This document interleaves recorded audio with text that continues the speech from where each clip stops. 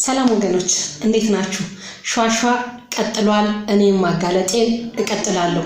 ጉዳዩ እንደዚህ ነው የሆነው። ታክሲ ነው፣ ሚኒባስ ታክሲ ነው። ጓደኛዬ ወደምትሄድበት አቅጣጫ ረዳቱ አንገቱን አውጥቶ ይጣራል። ጓደኛዬ ወደዛው ስለነበር ቻው ትለዋለች። ረዳቱ እዛው እንዳለ በእጁ ጋቢና ከፈተልኛለች። ገባች። ገብታ ትንሽ እንደሄደ በሩ ተከፈታለች። እኔ ረዳቱ እጁን እያሾለከ ይክፈተው አላቀማለች። ተከፈተ። ሹፌሩ ዝጊው አለኛለች። ታገል አቃተኝ። ከዛ ባንድ ጄ ስልክ ባንድ ጄ ቦርሳዬን ይዤ ስለነበረ ስልኬን ዳሽቦርድ ላይ ቁጭ አደረኩኝና ለመዝጋት ታገልኩ። ተዘጋ። ትንሽ መልሶ ተከፈተ። ከዛ ሹፌሩ እማት ወድቂያለሽና ዙሪና እዛ ከኋላ ቁጭ በይ ያለኛለች። እሺ ብዬ ወርጄ በዛ ልዞር ስል ሹፌሩ ነዳው።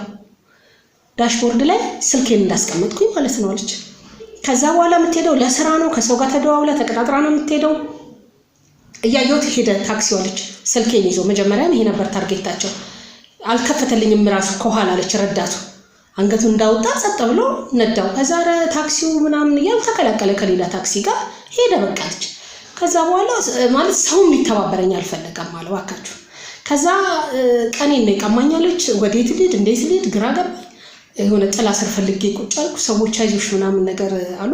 ከዛ የምሄድበትንም ቦታ የምደዋወለውን ስልክ ወሰዱብኛለች። የሰውየውን ስልክ በቃል ያላቀም አለች።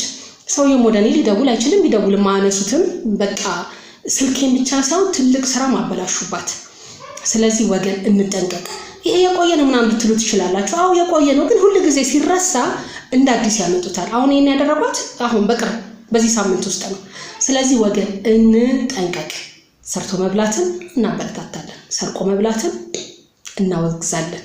ሰላማችሁ ይብዛ ወገን።